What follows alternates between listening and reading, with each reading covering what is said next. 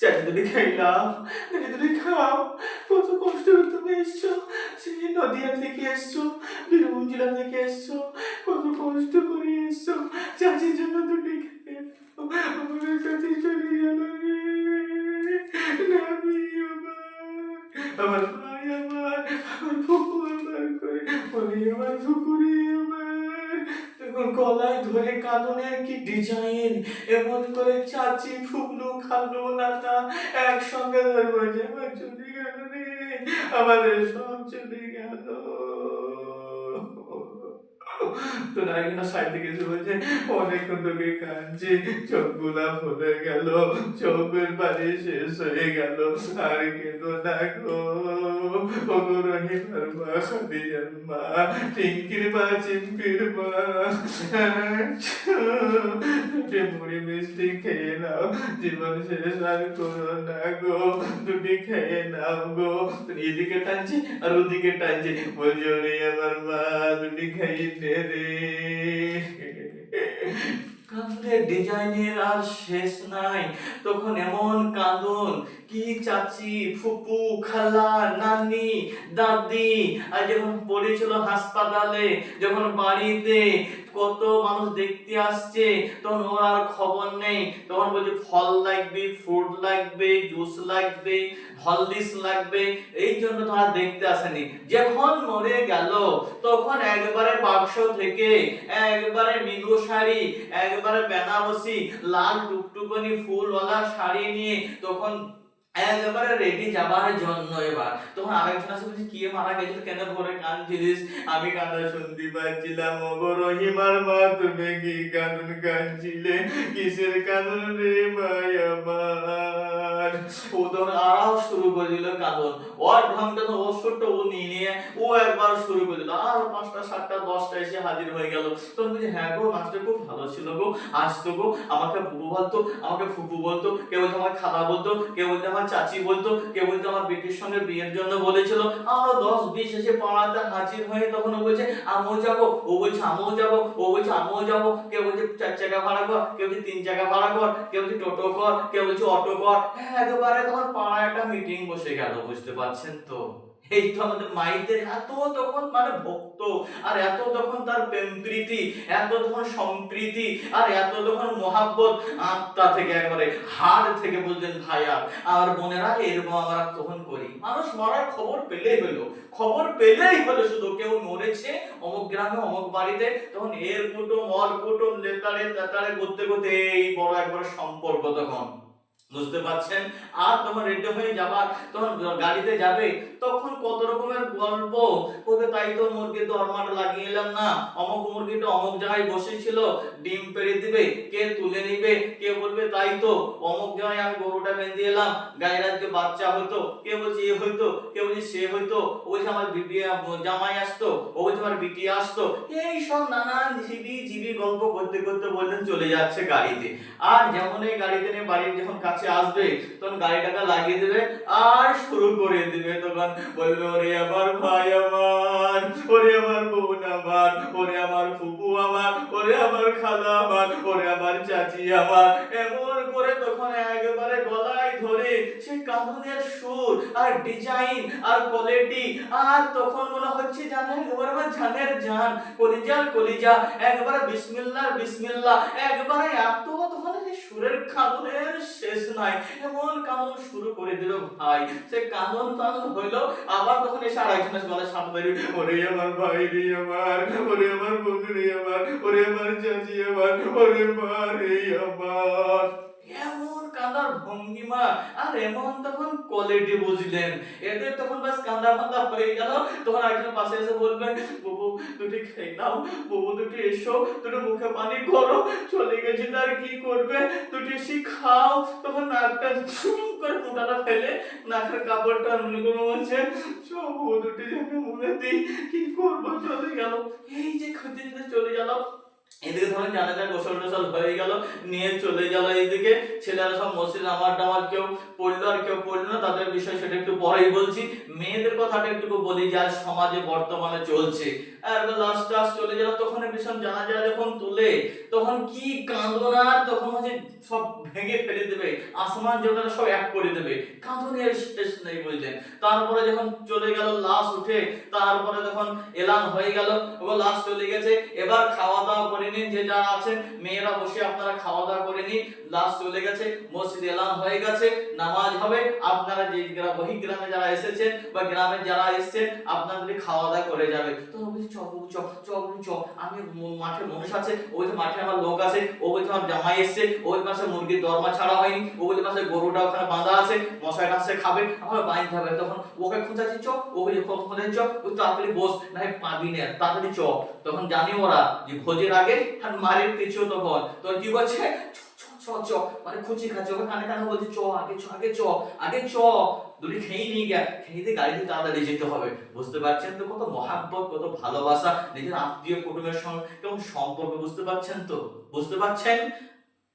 একবার আমার গ্রামে, আমার মুর্শিদাবাদে বা আমার গ্রামে একদিন এসছেন বেলডাঙ্গাতে কিছু মানে মানুষ এসছেন মাইদের জন্য, মহিলা বাবুরা এসছেন, মানে গ্রাম ঘুরতে ঘুরতে ঘুরতে ঘুরতে দেখতে দেখতে সে মায়ের বাড়িটাই ভুলে গেছে, আর পড়বি পড়তা আমার পাল্লাতেই পড়। না আমাকে বলছে হাগো সে অমুক মারা গেছে, তাদের বাড়িটা কোনখানে গো, বুঝতে পারছেন, আর আমার পাল্লাতেই, আর আমার মাথা চম করে উঠেছে।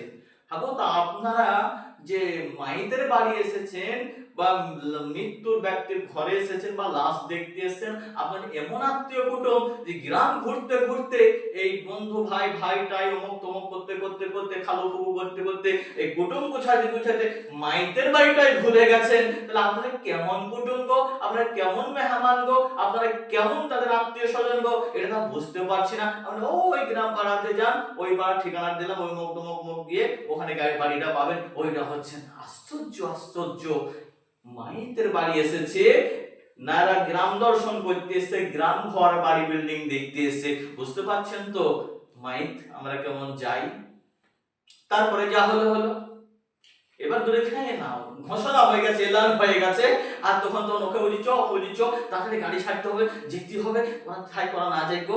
এরকম করে দূরে খাওয়া দাওয়া করে যখন পাতে বসলো, পাতা টাটা দিচ্ছে, ওই অমকর বেটা দিচ্ছে না, ওই ছেলেটা পাতা দিচ্ছে না, ওই দাঁতুই চো ছেলে দিচ্ছে না, ওই কালো পাড়ার ছেলেটা দিচ্ছে না, ওই লম্বা পাতলা ফিরি ফিরি ছেলেটা পাতা দিচ্ছে না, ওদেরকে দিচ্ছে, আমাদেরকে দেয় না। পাতা যদি সে দিতে শুরু করলো, তাহলে এবার ভাতটা দিয়ে লেট করছে, ভাতটা যদি দিতে শুরু করলো, তারপর সে মাছ গুলি, বুঝতে পারছেন তো, মাছ, কোন বাড়িতে মাছের ভীষণ ভোজ হয়, আবার গরু জবাই করে দুটো তিন চারটে গরু ফেলে দেয়, এমনও আছে, বুঝতে পারছি না। তারপর যখন দিনের পাতাগুলো দেওয়া শুরু হয়ে গেল, দিতে দিতে দিতে চলে যাচ্ছে, ভাত দিতে চলে গেল, এবার মাছ, তখন দেখছে তার মোটা মাথা পড়েছে, একটা মোটা পেটি পড়েছে, আর কারো একটা ভালো পিস পড়েছে আর কি, আর এখানে ছোট্ট একটা পিস পড়েছে। তার মনে মনে বাকি চোখে দেখছে, ওইটাকে ভালো পড়েছে, ওকে ভালো দিয়েছে, আরে সিংহ খবর বেটা, আমার বেলাতে এই ছোট পিসটা, আমার বেলায় এই মাথা সেই সেই কি বলবো হাড়গুলি দিয়েছে, ও মাথাটা কিছুই লাগা নাই, এই শুরু হয়ে গেল।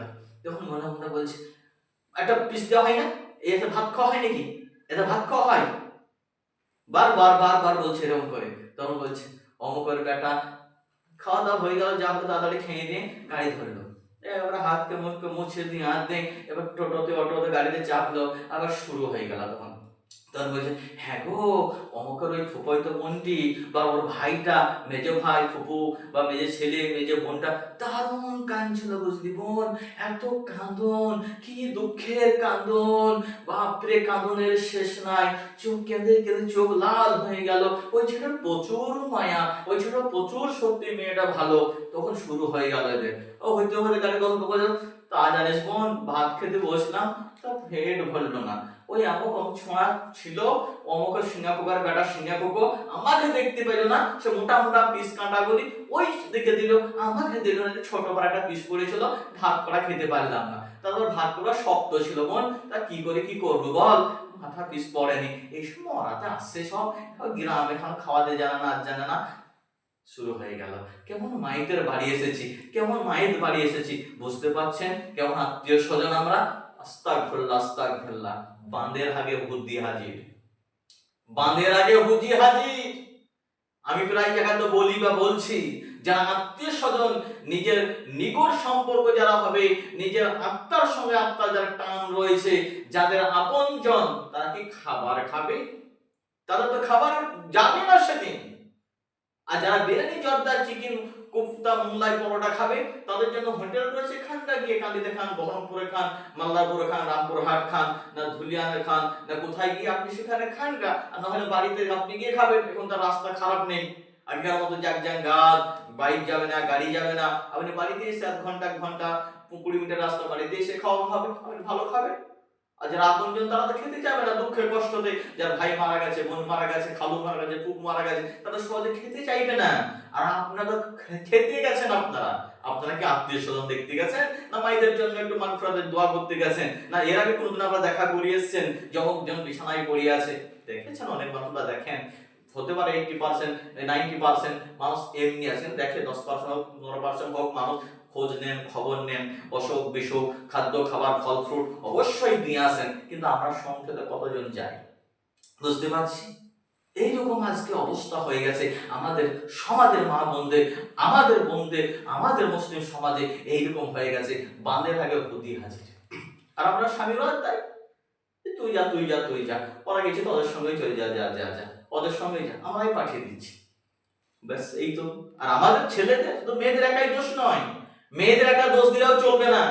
আমরাও যা দেখবেন 85% যারা আমরা জানাজা করতে যাই, এ সে বন্ধু বান্ধব অমক তমক করতে করতে বিয়ে করতে, যেমন মসজিদে আজান হচ্ছে হাইয়া আলাস সালাহ, তোমাদের কামিয়াবি তোমাদের ভালোর জন্য এসো, তখন দেখবেন প্রায় 85% যুবক তরুণরা, নেতারা, ক্যাডাররা বেশিরভাগ আস্তলায় বাস্তলায় খুঁতায়, বিয়াই বাড়ি, শ্বশুর বাড়ি, নানার বাড়ি, খালাই তো ফুবইতর বাড়ি, সালোর বাড়িতে আড্ডা মারছে, মিষ্টি পানি চা খাচ্ছে, আর নামাজগুলি খবর নাই। যেমন জানাজা যায়, এখানে সেখানে দাঁড়িয়ে থাকে, তখন কি হয়, কোথায় জানাজার সময় আল্লাহু আকবার বলে, আবার হাত তুলে বেড়াই, এবার কেউ 4বার হাত তুলে দেবে, কি বলে কখন তাই বা কি জানি। বুঝতে পারছেন? তাহলে এটা হচ্ছে ফরজ, মানে জানাজা হচ্ছে কি, জানাজা হচ্ছে কি ফরজে কিফায়া, ফরজে কিফায়া। কিছু মানুষ পড়লে পাড়া মহল্লার মানুষ ওটা আদায় হয়ে আপনি গুনাহগার হবেন না, কিন্তু ফরজ নামাজ আপনার জন্য ফরজ করাই হয়েছে, অপরিহার্য মাস করতেই হবে, সেটা আপনি কান্ঠায় সিয়ারে বাড়িতে আপনি কাটিয়ে দিলেন, তারপরে আপনি জানাজায় গেলেন, কি বললেন, জানাজার নিয়তি বা কি বলে, দোয়াই বা কি বলে, আর মাটি দেওয়াই বা কি বলে, তো সব জানা নেই, যা হলো হিন্দুরা যা বলো তাই বলো, ভাই একটা ঘটনা আছে, সেরকম অবস্থায় হলো, এই আপনার খাবার ওইরকম ব্যাপার, এবার খাবার তো খেতেই হবে, তখন একেবারে এত হাত দেবেন, নিয়ে এসে এবার মাছ পিস মাংস দাও, মোটা দাও, এই আমার বিয়াই আমার শিয়াই, খাও ভালো খাও খাও খাও। জানাজায় আসা ভালো, জানাজা পড়া ভালো, জানাজা যাওয়া ভালো। নবীজি বলেছেন জানাজায় যাও, শরীক হও, সেখানে গেলে পরে 2 কিরাত নেকির তুমি অধিকারী হবে। জানাজা পড়লে 1 কিরাত অর্থাৎ 1 উহুদ পাহাড়ের মতো নেকি, আর মাটি দিলে পরে 1 উহুদ নেকি, মানে বড় পাহাড়, উহুদ পাহাড় এভারেস্টের মতো বড় পাহাড়ে, ওই রকম পাহাড়ের নেকি পাবে। কিন্তু এই যে ফরজ নামাজ, কত বড় পাহাড়ের সমান যে নেকি, আর না পড়লে কত পাহাড়ের সমান যে গুনাহ, এটা ক্যালকুলেশন করেননি? এটা কি জানবেন না? এটা কি মানবেন না? এটা কি মানার চেষ্টা করবেন না? ভাববেন না, ভাবার চেষ্টা বা প্র্যাকটিসও করবেন না? আজ এই যে আমাদের হচ্ছে জানাজা, এই যে আমাদের মাইত, মানুষ মরে যাচ্ছে, তার কি হবে কবরে, কি হচ্ছে কবরে, কি জবাব দিচ্ছে, কি সে নিয়ে আমাদের আলোচনা নেই। আমরা জানাজার মাঠে গিয়ে পরগিল্লা, পরচর্চা, পরনিন্দা, কার কত ধান হয়েছে, কার কত সবজি হয়েছে, কার কত শস্য হয়েছে, কার ছেলে চাকরি পেয়েছে, কার বিয়ে কেমন হচ্ছে, কার বেটি ভালো হয়েছে, কোন ছেলে কি করেছে, কোন নেতা কি করেছে, এই হিবি ঝিবি গল্প জানাজার প্রাঙ্গণে, জানাজার মাঠে, জানাজার ময়দানে। মাইককে নিয়ে এসেছি, আমাদের একজন ভাইকে নিয়ে এসেছি, আমার একজন ফুফোকে নিয়ে এসেছি, কার আমার খালুকে নিয়ে এসেছি, কার মামাকে নিয়ে, আর জানাজার সমাধান করছি, সেখানে অনুশোচনা করলাম না, ভাবলাম না, ভাবার চেষ্টা করলাম না, ভাবার প্র্যাকটিস করলাম না, যে হাই আফসোস, এই ভাই আমাদের মতন ছিলেন, আমাদের মতো সংসার করতেন, আমাদের মতো চাকরি করেছেন, আমাদের মতো বাকরি করেছেন, আমাদের মতো কৃষির কাজ করেছেন, লেবারের কাজ করেছেন, মিস্ত্রির কাজ করেছেন, কৃষির কাজ করেছেন, রাষ্ট্রের কাজ করেছেন, আমাদের মতো সার্ভিস করেছেন। সেই বন্ধুকে, সেই ভাইকে, সেই ফুফোকে, সেই খালুকে, সেই মামাকে, সেই শ্বশুরকে, সেই ক্লাসমেটকে, সেই বান্ধবীকে আমরা হারালাম। আজকে শেষ করেছে শ্বাস, তাকে আর শেষ এখানে সমাধি করছি। কি হবে পরকালে? কেউ থাকবে না, সবে মাত্র সাদা কাপড়, কিছু আনেনি। কোটি কোটি টাকার মালিক ছিল বা গরিব ছিল বা মধ্যবর্তী ছিলেন, কিছু তো আর আনেনি গো। ওর দুটো জিসিবি ছিল, চারটে জিসিবি ছিল, তার লরি ছিল, ডাম্পার ছিল, তার কত জমি ছিল, সোনা দানা ছিল, কত তার ব্যবসা বিজনেস ছিল, কতগুলি তার ক্যাসার ছিল, কতগুলি তার পাহাড়ের খাদান ছিল, কত কি ছিল তার। কিছু তো আনেনি, সবে মাত্র একটা সাদা কাপড় দিয়েছে আর কয়েকটি কাঁচা বাঁশ নিয়ে তাকে ঢাকার জন্য ব্যবস্থাপনা করেছে। সে আমির না সম্রাট না বাদশাহ না কোটি মিলিয়ন টাকা না গরিব দরিদ্র অসহায় সব থেকে নিম্নতরের ব্যক্তি ছিলেন, তার জন্য সেই কতগুলি বাঁশ আর সাদা কাফন। আপনি সম্রাট বাদশাহ, আপনি যে কোয়ালিটির মানুষ হন না কেন, যে ক্যাটাগরির মানুষ হন না কেন, আপনি যত সেই 3.5 হাতি মাটি আর সেই কাঁচা বাঁশ, আপনার জন্য হীরা চাঁদি মুক্তার বাঁশ করা হবে না। আপনার জন্য 20 ফুট 30 ফুট লম্বা তোমার জন্য কবর তৈরি করা হবে না। তুমি যেমন সেই রকমই 3.5 হাত সেই কাঁচা বাঁশ দিয়ে তালাই দিয়ে মাটি দিয়ে ঢেকে দিবে। সে একদিন চিন্তা করলাম না, এক রাস্তায় চলেছি,